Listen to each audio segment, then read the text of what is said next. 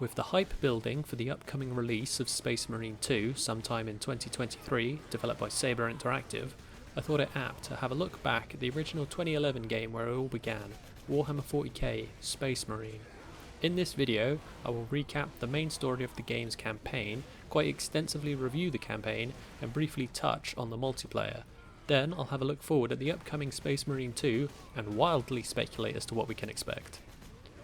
As I've previously mentioned in some of my other videos focusing on Warhammer games, I am a fan of the franchise, but I will try and keep my thoughts as unbiased as possible. For this video, I've replayed the entirety of the campaign on normal difficulty. There will of course be spoilers for the complete story of the game, so you have been warned.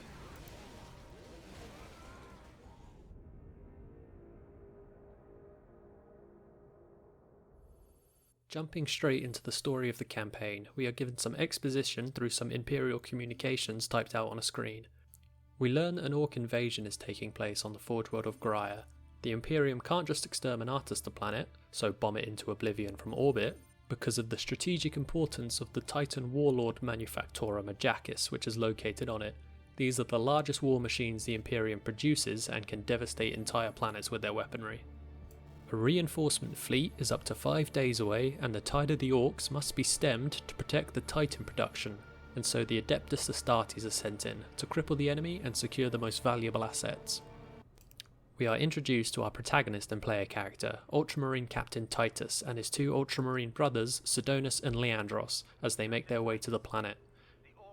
We get our first impression that Titus doesn't always play by the rules, as he decides to use jump packs to fly down to the planet and take out the defences the Orcs have taken control of, and Leandros reminds him that the Codex Astartes doesn't support this kind of action. Is that wise, Captain? The Codex Astartes does not support this action. Try to keep up. We fly down onto an Orc ship and take control of Titus for the tutorial mission, where we learn the basics of in-game combat such as shooting, melee and performing executions to regain health, and get our first glimpse of our main Orc enemy, Warboss Grimskull. After fighting through the Orcs and bringing the ship down, Titus emerges from the wreckage, letting us know just how tough these Space Marines are.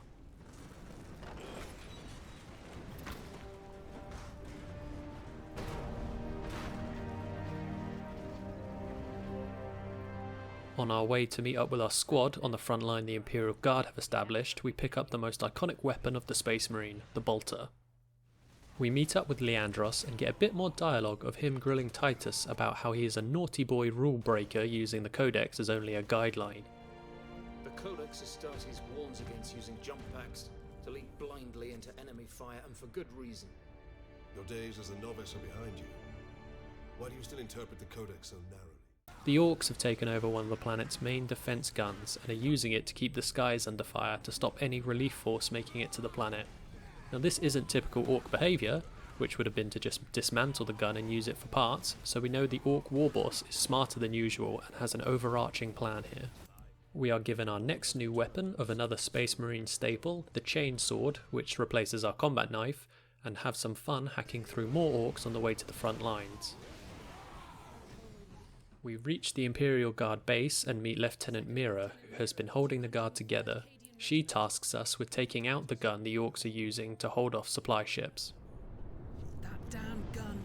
We don't have the numbers to make an assault, and as you might have seen, it's shooting down all our support vessels. On our way out of the base, we pick up a Purity Seal and unlock Fury Mode, which is a special state Titus enters, which improves his health regeneration and melee combat strength. The Imperial Guard are here to defend the Titan Invictus, but have lost contact with their troops stationed by it.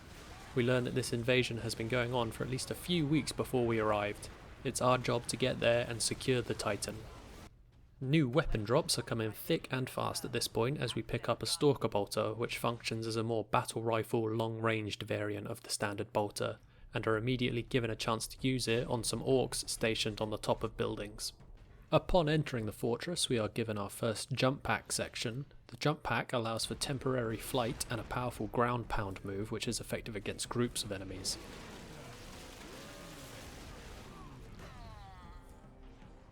We continue through the gun fortress and find a melter charge in an armory. Our plan is now to put the melter charge onto one of the gun shells and have the Orcs load it into the gun, destroying it. Look here, Captain. Melter charges. Put those in the right place. and this whole fortress will come down. Heading up the fortress to do just that, we fight through the orcs that have taken over the fortress and come across our new weapon, the Vengeance Launcher, a delayed explosion grenade launcher, and a new marksman mode, which is basically fury mode for ranged weapons and slows down time for easier headshots and things. We come across the first orc nob, which are the elite enemy types of the orc forces and take a bit more effort to kill, but we do, and then successfully blow up the gun, allowing the Imperial Guard to be resupplied.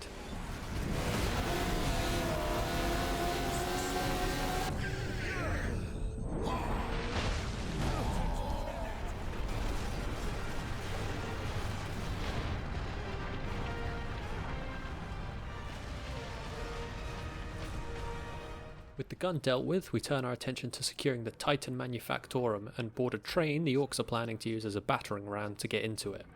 That thing is a battering ram. This is where the game picks up in difficulty quite a bit. Fighting along the ram, we encounter another new enemy type, a more heavily armoured melee orc, and have a pretty challenging mini boss fight of shooting down an orc ship with a heavy plasma gun as it drops orcs on your head. This is where I first employed the tactic of taking pot shots from behind cover, which became more of a staple of mine as the game went on. With the orc ship and battering ram dealt with, we have just completed part 1 and arrived just outside the Manufactorum.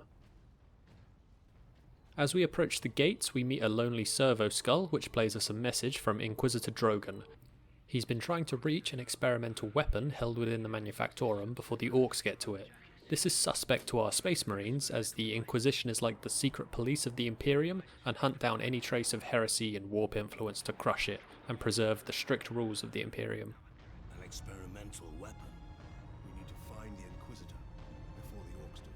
We stop an orc assault on the factory by dropping a large gun being held up by a crane, which the orcs plan to fire to gain access, but it just gives us access to an underground path into the facility. We find our next new melee weapon, the Power Axe, which we have to trade our chainsword for, as we can only carry one melee weapon at a time, and are immediately given a chance to use it on an orc horde.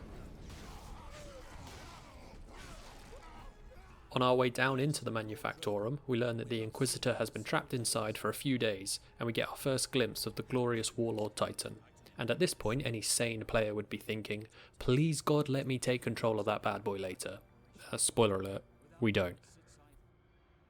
Now the orcs have resorted to using the pipes to gain access, because we need an enemy to fight in this section, so we fight through them to reach the Inquisitor. He tells us the experimental weapon is actually a power source, which has the power to destroy the whole planet if the orcs get a hold of it and mess with it. So now our objective is to reach the power source before they do. We find our next new weapon, the plasma pistol, which replaces the bolt pistol, a weapon that I hadn't used since the very first mission when I found the bolter, although at least this gives us a reason to use the sidearm again. After descending to a generator room where the power source is held, we have a mini boss fight where you have to fight off waves of orcs as the warboss shoots rockets down at you.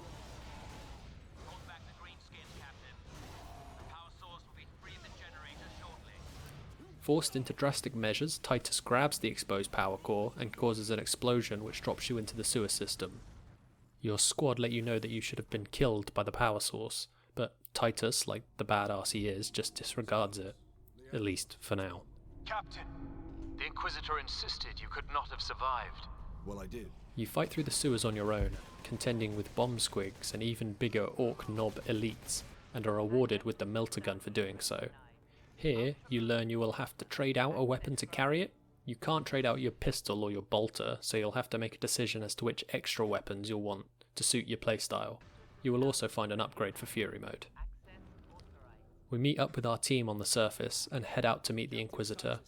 On your way to him, you'll find the las cannon, another new weapon, the game's proper sniper rifle weapon, and, as standard, are given a chance to use it immediately on some flash gits and rocket launcher orcs.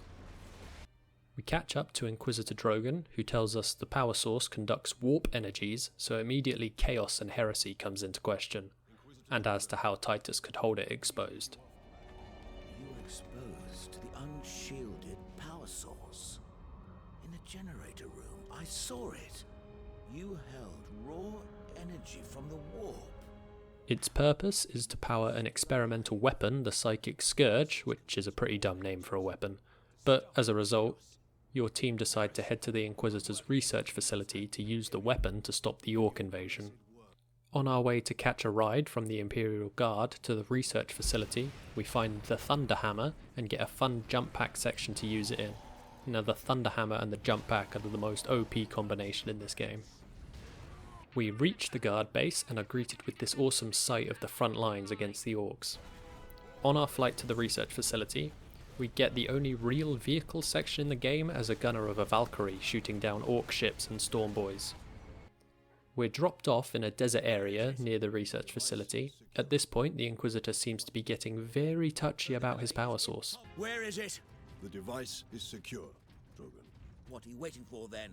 Further delay is intolerable. Inquisitor, are you all right? Yes. Come. After fighting through more waves of powerful orcs, we enter the facility and encounter the most boring area in the game in my opinion. The research facility is full of auto turrets that activate when you get close, and are armed with a variety of machine guns and missile launchers, just poking out from behind cover to shoot them down. Anyway, in the research facility you find a new bolter upgrade which turns it into a Kraken bolter, and Supreme Fury, another Fury upgrade. And you might start to get worried that it seems like the interesting new weapons you've been finding have been replaced by finding upgrades for already existing items you have.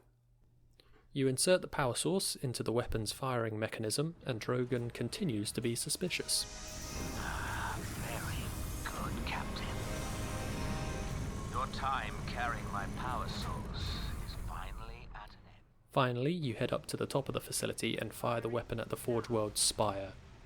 This is meant to psychically incapacitate all of the orcs. After firing the weapon, Warboss Grimskull arrives. Grimskull is knocked down by the blast from the weapon, but you soon see it hasn't killed him or any of the orcs. This is when the twist you've been expecting comes to materialise. The weapon's purpose was to actually open a warp gate. It turns out Drogon was corrupted by a chaos demon all along, while alone in the Manufactorum, and has been secretly working to open a rift to allow the Chaos Lord Nemeroth into the material world. Drogon is absorbed into Nemeroth as the Bloodletter demons run the orcs off and rob you of your fight with Grimskull.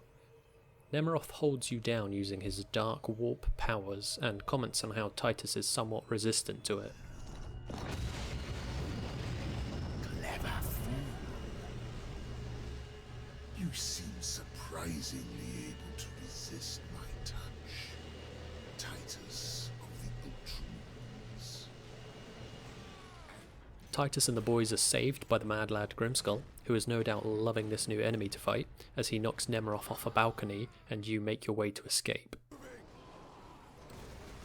The enemies you have to fight now include the demons and the orcs, and the colour palette of the world has changed to include a more purple hue to reflect the chaos infestation of the world.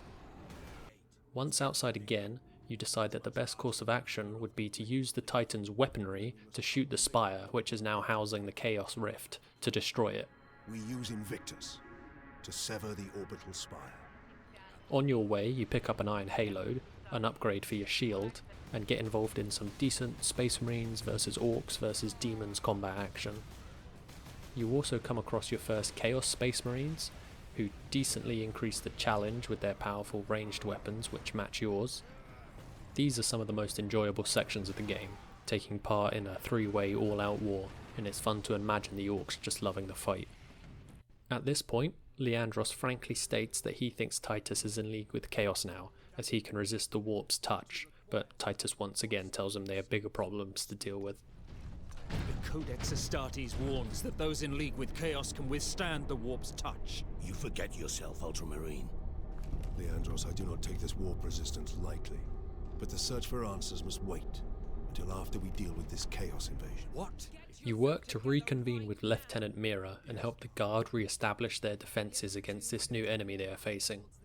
You get your first properly new gun in a while, the plasma gun, though this is just a bigger, more powerful version of the plasma pistol you've been using up until this point. This section of fighting off the orcs from the Guard's defences is really enjoyable. You're given some heavy weapons to chew through the horde with. Once the Guard's defences are up and running again, you head back into the Manufactorum for the Titan, and finally get your boss fight with Grimskull. Unfortunately, this fight is kinda boring to me. It runs through the different phases, but mostly just includes a lot of strafing and shooting him with your more powerful guns. After taking a certain amount of damage, he will knock down walls and allow orcs to pour in, which are kind of a minimal annoyance to quickly cut through and get back to shooting the big guy. After pumping enough rounds into him, he goes down, and the orcs scatter without their leader. You can now continue on your merry way.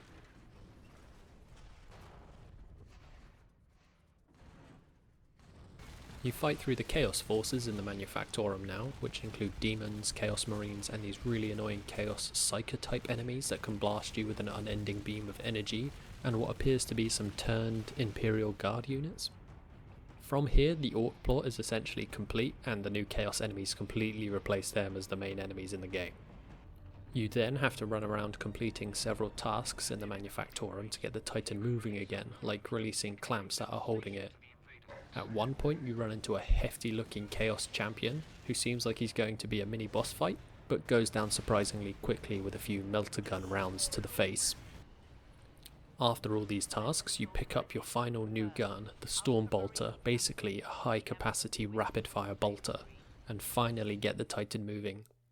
It is pretty sweet to finally see this thing moving, and you can feel the weight of it as it stomps along and shakes the screen with each step. Titus lets the guard know he's coming aboard. Unfortunately for Titus, boarding something just means jumping on top of it, and you realise you won't actually get to take control of it. I did come across a pretty interesting glitch here while rolling into the body of the Titan. First, I was flung through the air to this platform. After trying to get back onto the Titan, I fell to the floor by its feet. It looked like the enemies had lost interest in me, and I couldn't aim high enough to hit the remaining ones anyway. And then something very spooky happened with the appearance of 2 more Captain Tituses. I honestly have no idea what happened here, but it was pretty fun to discover this glitch. I got bored of this soon enough though and just grenaded myself to death to reload. After redoing the section properly, you insert the power source into the Titan's weapon and it fires at the spire, destroying the worst of the Chaos Rift. Titus then gives the power source to Sidonus to securely take it back to the Ultramarines' homeworld of Macragge while Titus deals with the remaining Chaos forces on the planet. After fighting through some Chaos Marines, we join Sidonus at the landing pad, only to discover him being killed by Nemeroth, who takes the power source. Nemeroth reveals the device is the key to him transforming into a fully fledged demon prince, and heads back to the spire to complete his transformation. Obviously, our final objective is to find and kill Nemeroth before he can do this, and Titus devises a plan to kill him when he is most vulnerable, during the transformation itself. We begin our fight to reach the spire, and hear the reinforcement Liberation fleet has finally arrived. We see this when we reach the bridge leading to the spire and find ourselves accompanied by some Blood Angels. It's great to finally see another chapter appear in the campaign, and together with your squad of Blood Angels you fight across the bridge. Halfway across you are also joined by some Ultramarines who come down in some drop pods, which is a nice touch. You board a Thunderhawk and fly up to the spire for the final showdown. After a short jump pack sequence, you finally reach the top of the spire and confront Nemeroth himself. He tries to convert Titus to the forces of Chaos with the promise of power, but our Titus is a staunch loyalist and refuses his offer. Titus, the power of Chaos is within you, calling to this relic. Imagine the Ultramarines dominating this galaxy in glorious conquest, with you at their head. And now for the final boss fight. You fight through several waves of all the Chaos enemies you've fought up until this point before Nemeroth becomes approachable. He begins his transformation into a demon, and frankly his model here looks incredible. The final fight with him though is rather disappointing. Titus knocks Nemeroth off the spire and the two tumble down to the ground locked in combat, which in reality for the player is a button mashing prompt fest which doesn't offer much of a challenge. Eventually though, Nemeroth is sent back to the warp and promises Titus that he will soon join them. Titus gets picked up by a Thunderhawk to save him from the fall and finally end his ordeal. Or does it? As the dust settles after the final fight, another Inquisitor arrives with a guard of Black Templar. Titus is once again accused of heresy because of his connection to the warp, and told he has to submit or the entire Ultramarines chapter will be subject to an Inquisition investigation. You will submit to my authority, Captain, or the Inquisition must conclude that you have corrupted every Ultramarine under your command. Not For the honour of his chapter, Titus agrees, and leaves with the Inquisitor under arrest on suspicion of heresy. And that's it. After 6 hours of game time, I had finally finished the campaign.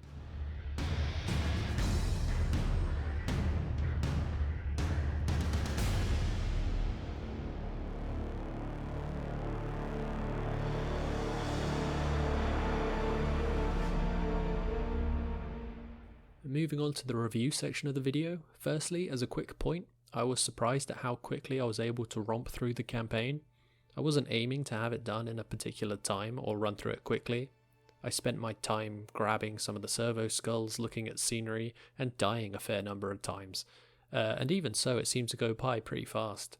Estimates for how long the game takes usually appear to have it at around 7.5 to 9 hours, and this might have been the case for me on hard, but perhaps as I was familiar with the mechanics of the game from the start of the playthrough, it had me at an advantage. The story of the campaign, while a fairly straightforward affair, does enough to keep the plot interesting throughout the game, and is interspersed well with the action. I noticed in the credits that there is only one writer credited, and I feel like this one person with a single vision probably helped the cohesiveness of the story, and you get the feeling that it was done by someone who is a fan of Warhammer, for fans of Warhammer, which is nice. Though what it does mean as well is that there's not much in the way of background context for the events, factions and locations. The game seems to expect you to come to it with that knowledge already. Not a problem for 40k fans, but a lack of world building might not make it the clearest experience for a 40k newcomer. There are some elements of the story which are pretty predictable, such as Drogon turning out to be a traitor. It is rather unsubtly hinted at that there is something wrong with him early on, and when Titus gives Sidonus the power source after being the only person to have held it for the entire duration of the game, you might get the feeling that something bad is going to happen to him. However, these plot points don't detract much from what is otherwise a pretty interesting story, worthy of the same status at least of some of the Warhammer books I've read.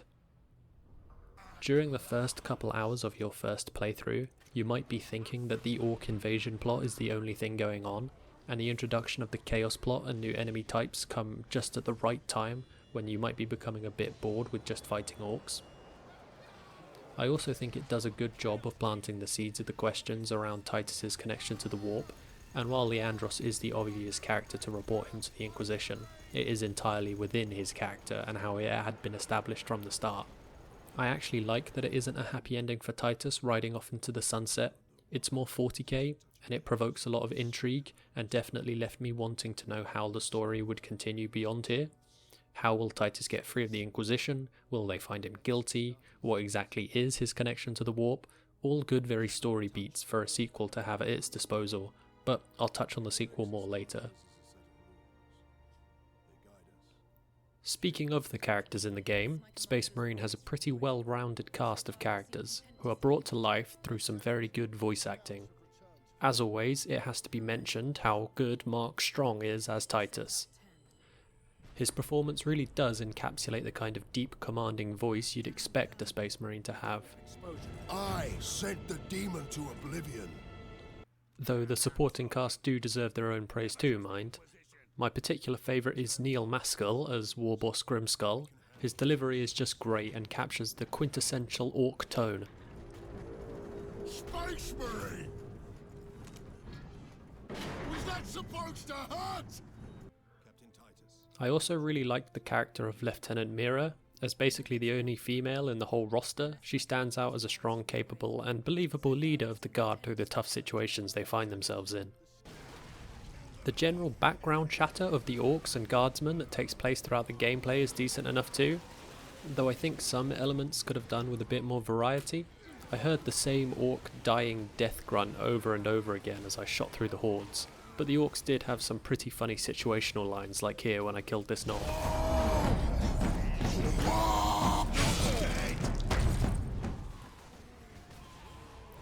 In terms of the actual gameplay, Space Marines combat is a wholly enjoyable experience. Combat, both melee and range, feels good, and there is enough variety to play around with to keep you entertained throughout a playthrough, though some of the weapons do seem a bit more overpowered than others, such as the las cannon and melter gun.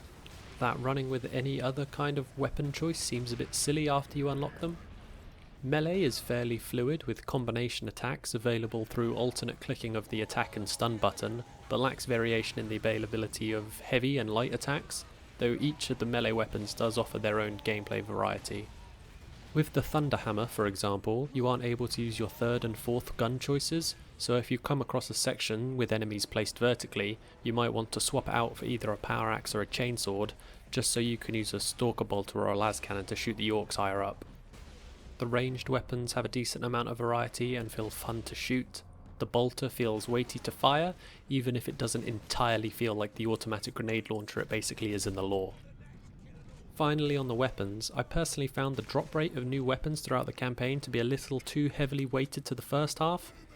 Through the first couple of missions, it feels like you're getting a new gun every 10 minutes, which is great until you realise that later in the campaign it is much less regular, and you are most likely going to find another upgrade to Fury mode or something. Personally, these upgrades don't seem to have too much of an effect either, even if numbers are going up in the background.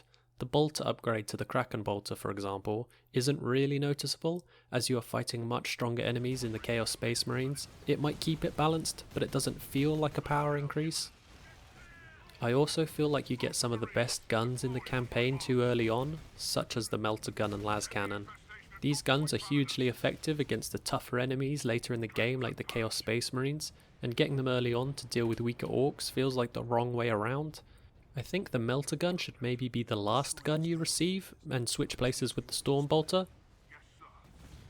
In any case, many sections throughout the campaign give you the chance to alter your loadout, though it is a bit weird for the story that there are just caches of Space Marine weapons lying around in the open, and the orcs haven't used them themselves. Maybe there could have been drop pods sent down to you to change weapons once you had taken out the defense cannon at the beginning of the story, for a more lore-friendly solution.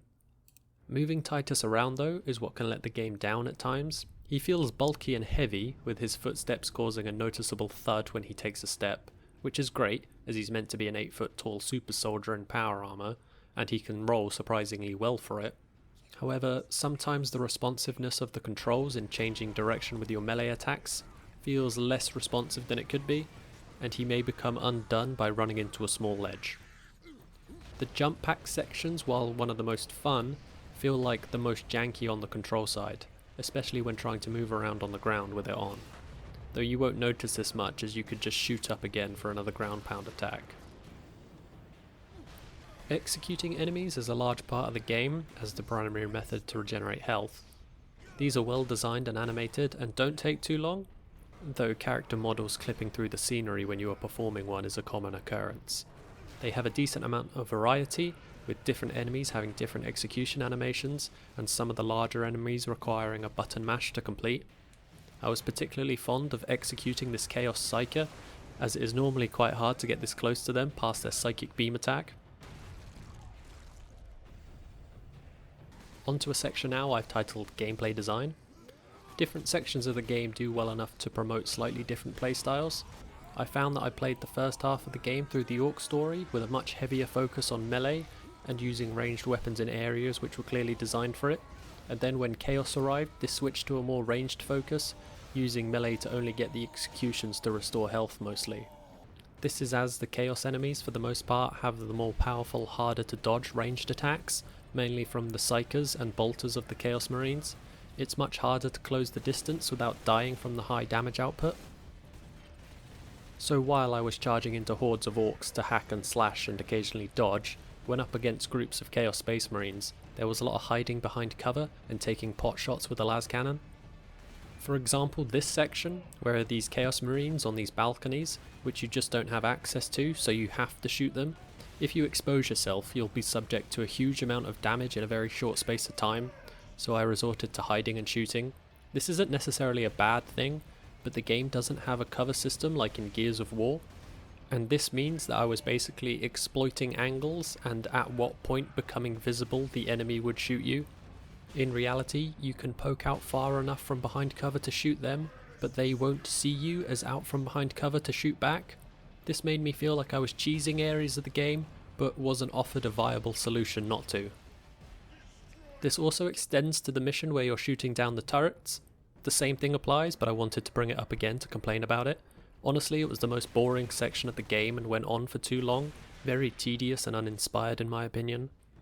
There aren't any other enemies in this section to deal with either. If the turrets were less powerful and you had to fight through some melee orcs as well, it might have worked for me. But it's just enter a new room, hide behind a box, poke out and shoot. And it doesn't really help that at this point I'd forgotten that marksman mode was a thing. Unlike fury mode, which becomes almost essential in some of the bigger melee fights and is a great mechanic, marksman mode's usefulness is never as apparent when the above tactic of just poking out and shooting works just as well. There's a decent amount of enemy variation, like I've said before, and the change from orcs to chaos comes just at the right time for me. Each enemy encourages a slightly different playstyle, and most, though not all, encounters let you use a variety of melee and ranged. There are two enemies which I think are done a disservice though, and those are the two main bosses, Grimskull and Nemeroth. For me, these are just too easy and don't do justice to the threat level that's been built up around them in the campaign. For Grimskull, you're just put into a tiny arena and have to dodge his charges and scripted range attacks while pumping him full of bullets, which is easy because the ammo is plentiful and there are many refills around the arena. He does at one point knock down walls to allow more orcs through, but these are mainly just the weaker orcs, which can be quickly dealt with by a few well-placed grenades as they are entering. For me, at least a bit more variety would have done the fight more justice. Perhaps a bigger arena, or a location change partway through the fight, and maybe some of the tougher orc enemies to deal with as well, and having his attacks be less scripted. In the end, he is just a pretty slow moving bullet sponge. I did die once, mainly because I wasn't paying enough attention and got caught by one of his charges, but that wasn't because it was hard, more just an error on my part, which I easily fixed and completed the fight on the next go. Now Nemeroth does have what appears to be a slightly bigger arena for his fight, but in this you're only fighting through waves of chaos enemies, which, for the first time, I thought was a pretty good phase 1 for the boss fight, and I did die twice just trying to get through the waves. The problem is the actual fight with him is just a button mash, button prompt affair, which I easily completed on the first try. This is just after he has part transformed into a chaos demon, and really took away from the hype build up around him. I think he, like Grimskull, deserved a much greater showdown with a bit more variety. This is a shame for both of the bosses, as they're built up so well. They just go down too easily. I'm not sure where to include this point in the review, so I'm just going to stick it here.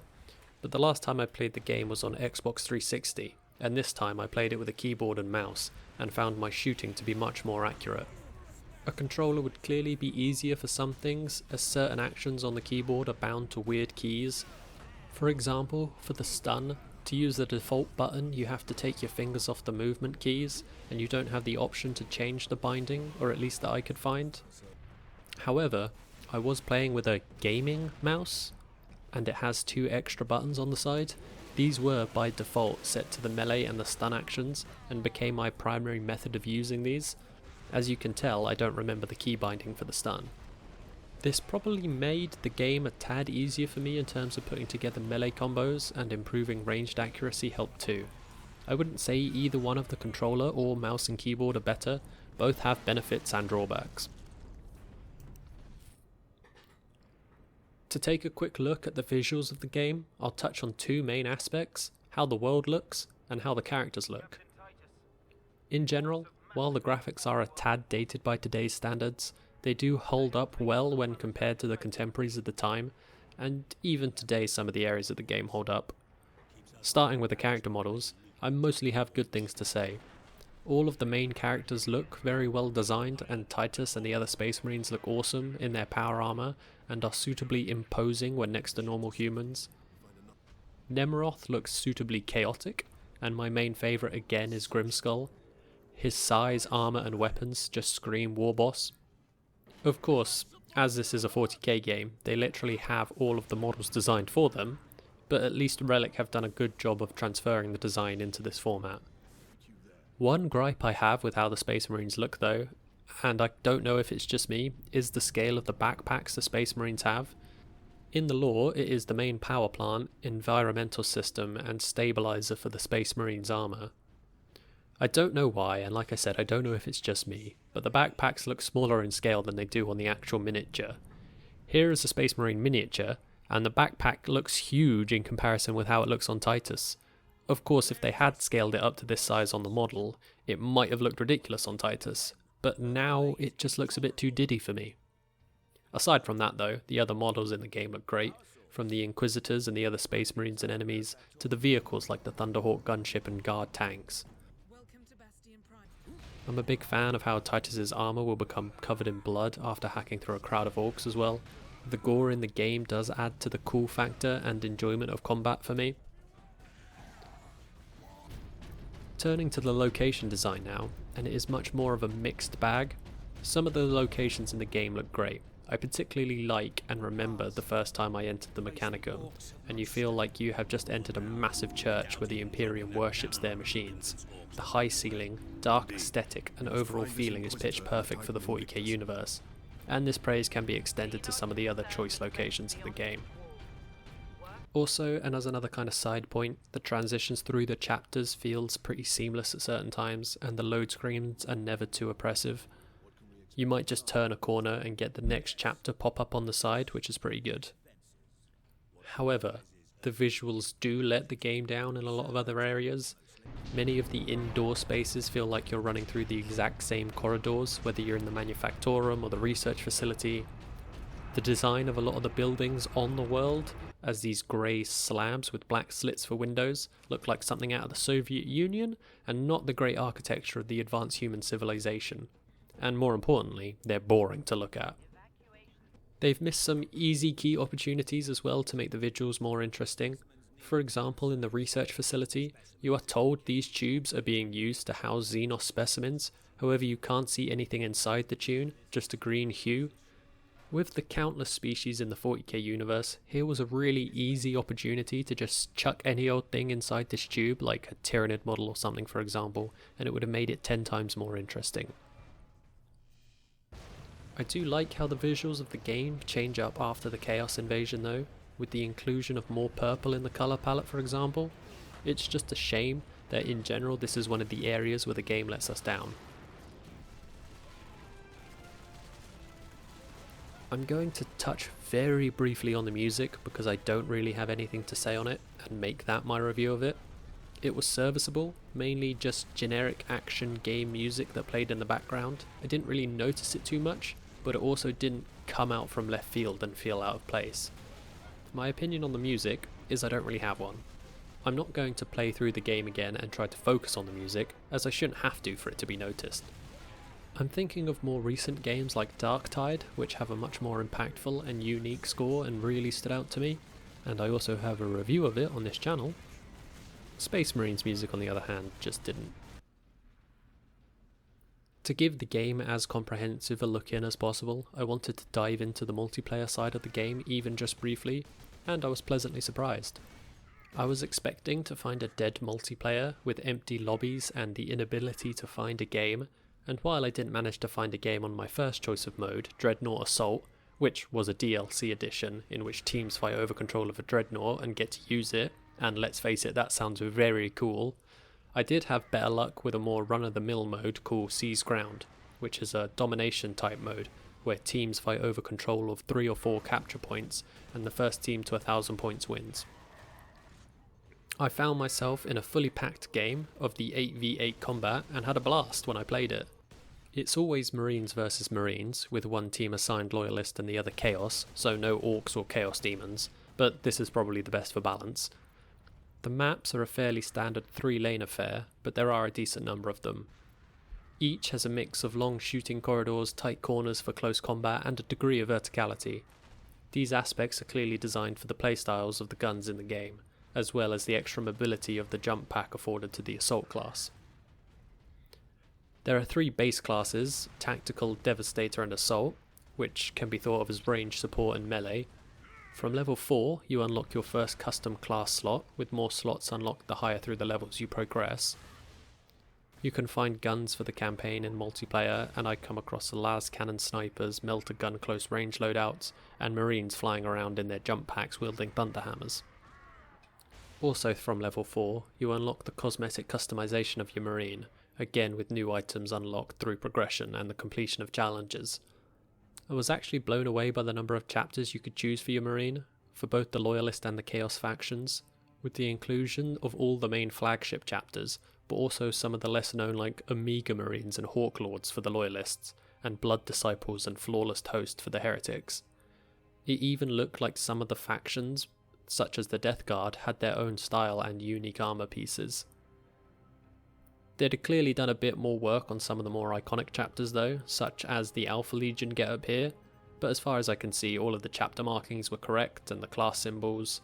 I know they are mostly just colour palette swaps, but I appreciate the effort anyway, and I think you would too if you loved the Sides of the Emperor for example.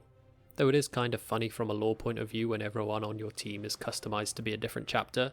I'm not sure this is entirely lore friendly, but it works here.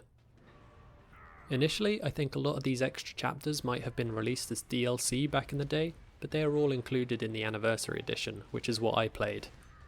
But for the love of God, just don't buy the Anniversary Edition on Steam for the asking price of £40, not when you can buy a Steam key for this exact copy of the game for a £5 on reputable third-party stores, which is what I did. Anyway, it appears like the max level on the multiplayer is 41, and this is what the vast majority of the other players were at, so it seems like this game is being kept alive by a faithful hardcore of fans, more than a decade after initial release as well. I expect this to probably increase as well, as more people get on the hype train for Space Marine 2. But if Saber Interactive build on the foundations Relic have made here in the multiplayer, we might just have a great experience on our hands.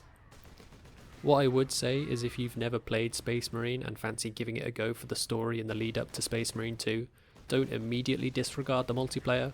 There are certainly better multiplayer shooters going around, but there is a decent amount of fun to be had here, and if you are a big 40k fan, you'll likely get a kick out of fighting as a member of your favourite chapter with some fun weapons. Moving to look at the future, and more specifically Space Marine 2 now, the game is down for release sometime in 2023. Seeing as we're at the very end of 2022 and we don't have a date yet, I would assume this puts release somewhere at the middle to later end of next year. Initially, a Space Marine sequel was planned by Relic for release in January of 2013. However, these plans were scrapped before development officially started when THQ sold Relic and abandoned the rights to the Warhammer 40,000 franchise.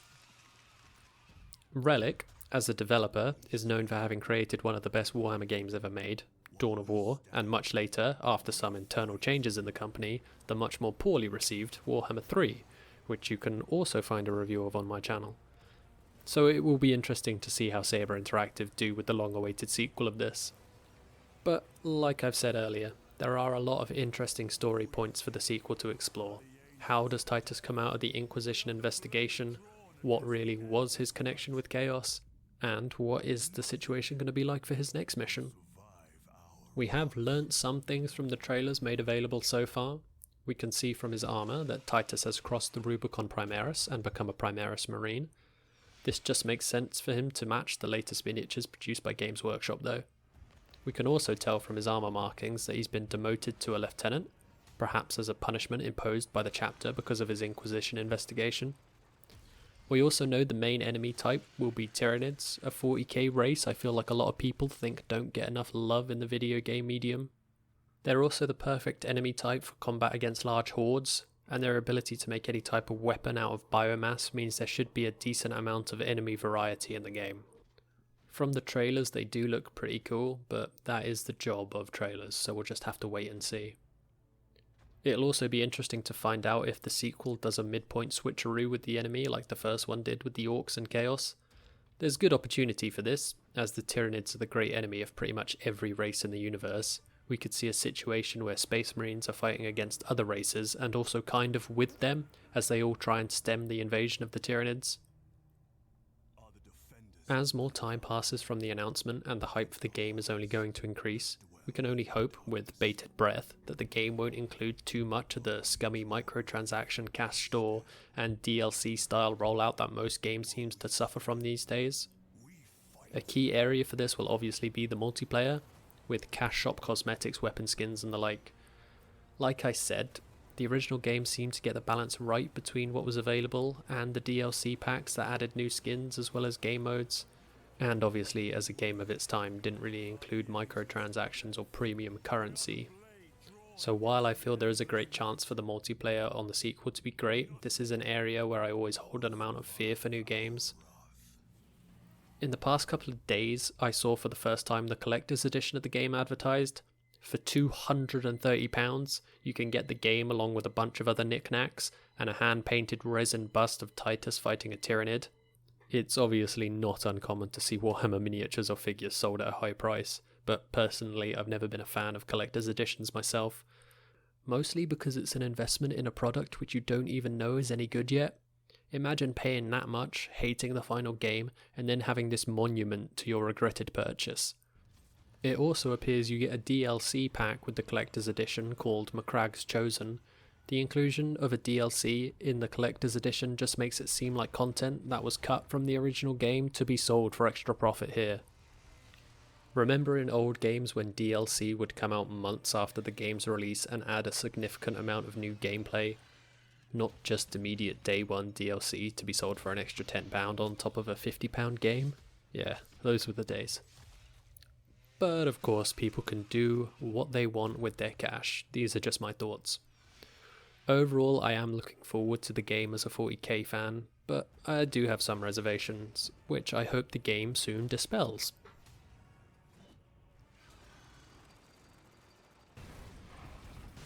In conclusion, I think the original Space Marine game holds up as a fun experience, especially for the 40k fans out there. It can easily be picked up for cheap online if you want to experience the story before number 2 comes out, and you'll most likely have a pretty good time going through it. It's certainly not a masterpiece, but it doesn't have to be a game worth playing. I would personally give it a 7 out of 10 for its fun combat and decent story, even if the campaign is a tad short in my opinion. Anyway, thanks very much for watching if you have made it this far through. This is by far the longest video I've ever made, and more of an experimentation on the longer form retrospective format for me. I hope you've enjoyed it. Please do like the video and subscribe to my channel for more to come. Let me know in the comments what you think of Space Marine and if you are hyped for the sequel, or if you have reservations about it too. Thank you very much for watching again, and have a great day.